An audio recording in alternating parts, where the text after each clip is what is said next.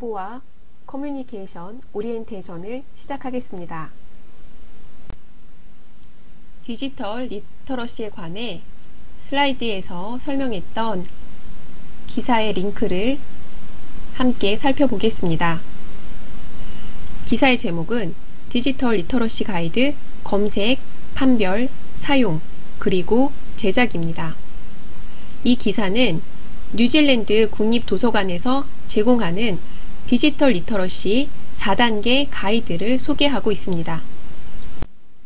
디지털 리터러시는 디지털 자료를 올바르게 검색, 판별, 사용, 그리고 제작하는 능력을 의미합니다. 특히 요즘과 같이 웹에 불확실한 정보가 넘쳐나는 경우에는 그 이용자가 웹에 있는 정보를 살펴보고 그 정보를 판별할 수 있는 디지털 리터러시를 확대하는 것이 더욱 중요해집니다. 디지털 리터러시는 디지털 기술을 사용할 줄 아는 능력과 언제 어떻게 사용할지를 아는 능력을 모두 의미하고요.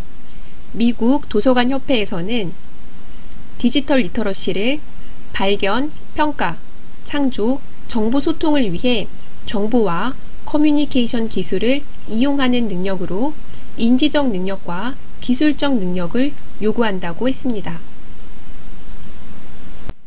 이 중에서 첫 번째, 자료 검색입니다. 인터넷에서 자료를 찾으면 매우 방대한 결과를 아주 신속하게 제공받을 수 있는데요. 디지털 리터러시 측면에서는 양질의 정보를 찾는 것이 중요합니다. 이 경우에 양질의 정보를 찾기 위해서는 복수의 검색 엔진을 사용하자라는 부분이 있습니다.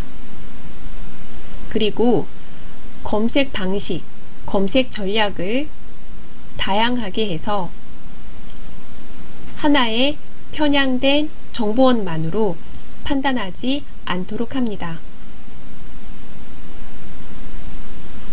문자뿐만이 아니라 시청각 자료를 활용할 수도 있고요.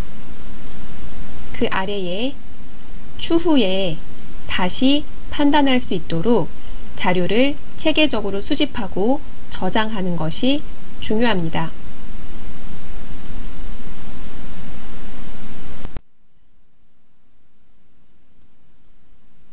이와 관련해서 뉴질랜드 국립도서관 웹사이트에서는 다양한 분야의 정보를 제공하고 있습니다. 물론 우리 국립중앙도서관에서도 좋은 정보를 많이 제공하고 있습니다. 뉴질랜드 국립도서관 웹사이트에서는 토픽 익스플로러라는 주제 탐색 엔진이죠. 정보를 주제별로 세분화하여 알기 쉽게 정리해 놓았습니다. 도서관에서 자료를 분류하고 정리하는 것은 매우 중요한 업무이고요. 이러한 노하우가 웹에서의 디지털 리터러시를 키우는 데 도움이 됩니다. 그리고 디지털 정보 자원, 그리고 이를 사용할 수 있는 활용 가이드도 함께 제공하고 있습니다. 특히 어린이와 청소년들은 디지털 리터러시를 잘 발달시켜야 하는 중요한 대상입니다. 어린이와 청소년들에게 별도의 웹사이트를 추천하기도 합니다. 디지털 리터러시와 관련된 중요한 것 중에 또 하나가 거짓 정보, 가짜 뉴스를 판별하는 것입니다.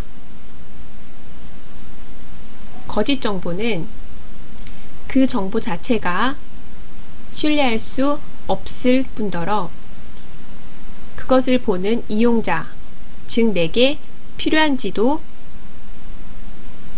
판단하기 어렵습니다. 우리가 이전에는 출판을 해서 대중에게 공개되는 미디어에 대해서는 어느 정도 신뢰를 가지고 있었습니다. 출판 과정과 공개 과정에서 필터링과 검수가 진행된다고 생각을 했기 때문입니다. 최근에는 정보를 웹에 게시하거나 발행하는 것이 이전보다 훨씬 더 빠르고 편리해졌습니다. 그만큼 정보를 올린다는 행위 자체가 신뢰할 수 있다거나 정확하다는 것을 담보하지 않는다는 것입니다. 따라서 가능한 비판적인 자세로 정보의 연관성, 목적, 적합성과 신뢰성을 검토해야 합니다. 이것은 내용 그 자체를 보고 우리가 이것이 믿을만한지를 판단할 수 있을 경우에 가능하고요. 그것이 어려운 경우에는 그 다음인 정보의 출처와 근거 자료를 꼼꼼히 확인하는 것을 적용할 수 있습니다. 정보의 출처는 그 정보를 생산하고 공유하는 사람들이 중립적인 자세 또는 사실에 기반을 두었는지 또는 이해관계자이기 때문에 편향된 정보를 제공하는지를 판별하는 데 도움을 줍니다. 다음으로는 정확성과 시의성을 고려하여 반드시 필요한 정보를 걸러내는 것도 중요합니다. 웹에 있는 정보 중에 상당 부분이 현재는 존재하지 않는 것들입니다. 맛있는 가게를 찾아서 갔는데 그 가게가 이제는 다른 곳으로 옮겼다든지 소프트웨어나 프로그램을 이용하는 좋은 팁으로 캡처해서 적용을 했는데 그거 자체가 몇 년 전 버전이기 때문에 현재에는 적용되지 않는다든지 하는 경우도 있습니다. 이 경우에는 악의적인 성향은 없지만 그 자료 자체가 더 이상 효용이 없는 경우가 됩니다. 다음으로는 자료 내용이 검색 목적에 부합하는지를 생각해 볼 필요가 있습니다. 앞서 정보에 대해서 설명하면서 여러 분야에서 정보를 다루지만 각각 관점이 다르다고 했습니다.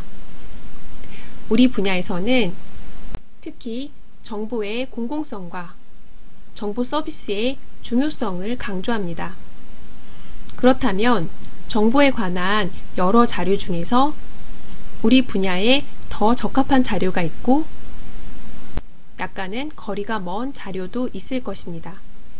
자료 자체가 맞거나 틀리거나 하는 사실 판단이 필요한 경우도 있지만 내게 필요한가 필요하지 않은가 또는 현재 내가 처한 상황에 맞는가 맞지 않는가도 중요한 기준일 수 있습니다.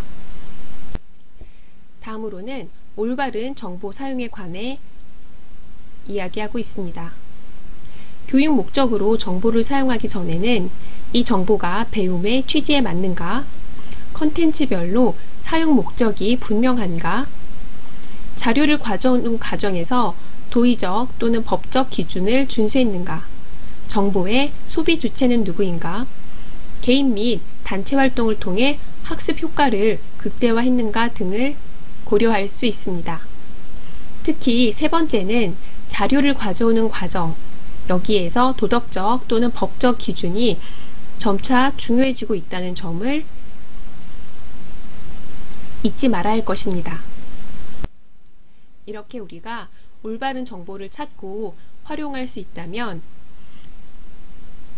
양질의 디지털 교육 자료를 가르치는 사람과 배우는 사람 모두가 유용하게 활용할 수 있습니다. 교육자, 도서관 직원, 그리고 학생들 모두 편집하고 공유하기 쉬운 디지털 정보이고요. 다양한 매체를 활용할 수 있기 때문에 그만큼 더 풍부한 배움의 기회를 제공할 수 있습니다. 또한 필요한 자료를 디지털 형태로 바로 검색하고 열람할 수 있는 경우에는 더 신속하고 깊이 있는 교육이 가능할 수도 있습니다. 시간과 장소의 제약을 상대적으로 받지 않기 때문에 협력과 문제 해결, 그리고 최신 정보를 습득하는 데 더 유용할 수도 있습니다.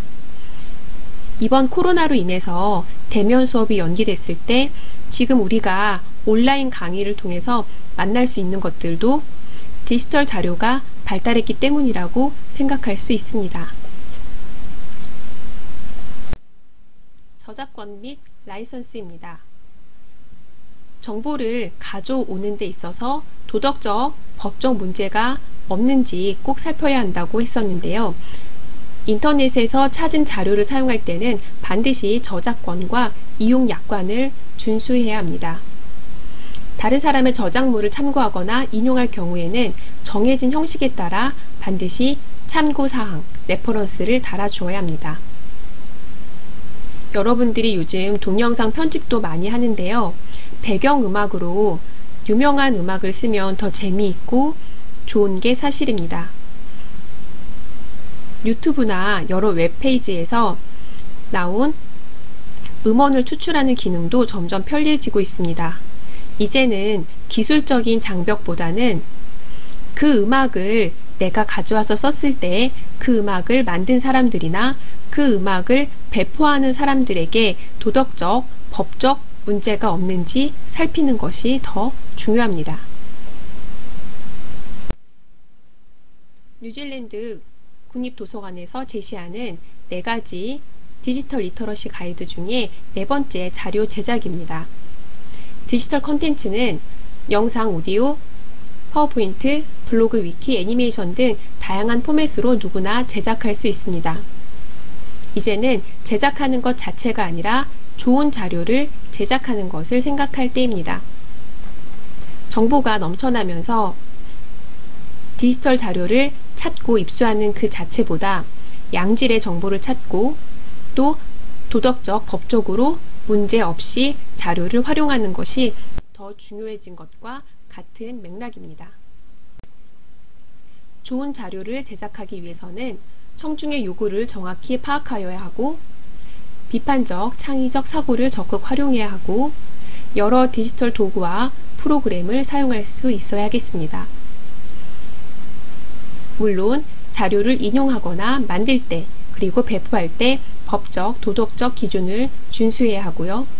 이와 관련해서 다른 자료의 제작자의 저작권이나 다른 지적 재산권도 존중해야 합니다. 콘텐츠를 직접 만들면서 여러분들은 정보를 분석, 평가, 활용하는 능력을 기를 수 있고요. 콘텐츠를 제작하는 과정에서 협력을 함으로써 문제 해결 능력을 향상시킬 수 있습니다. 디지털 콘텐츠를 제작한 이후에는 폭넓게 공유할 수 있고요.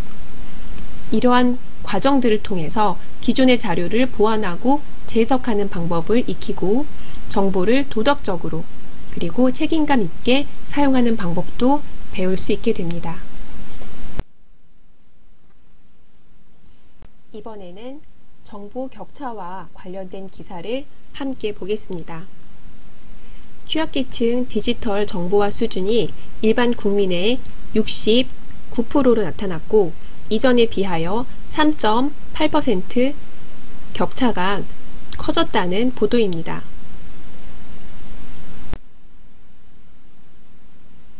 특히 소제목을 보면요.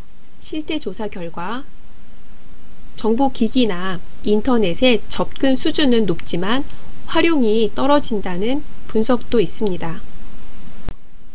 본문을 함께 보겠습니다. 작년에 만 55세 이상 장노년층, 농어민 등 정보 취약계층의 디지털 정보화 수준이 일반 국민의 3분의 2 정도의 수준이라는 결과가 나왔습니다.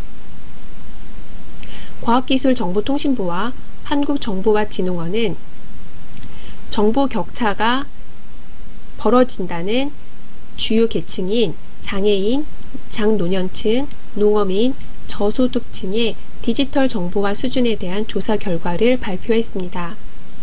조사 결과 작년 정보의 취약계층 전체의 정보화 수준은 일반 국민의 68.9%였는데요. 더 세분화한 항목별로 보면 컴퓨터 및 모바일 기기, 인터넷에 대한 접근 수준은 91%였습니다. 91%는 높은 수치로 접근 수준에서만 본다면 정보 격차가 크지 않다고 볼 수 있습니다. 그런데 역량 수준이나 활용 수준은 각각 59.1%, 67.7%였습니다.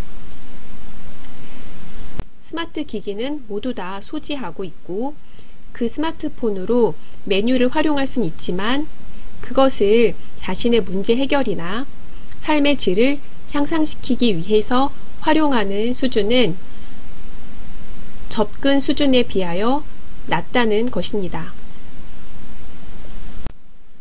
그래프로 살펴보면 접근 수준은 지난 84.5%에서 91.1%까지 높아졌지만 역량이나 활용 수준은 여전히 60%대에서 머물고 있는 것을 알 수가 있습니다.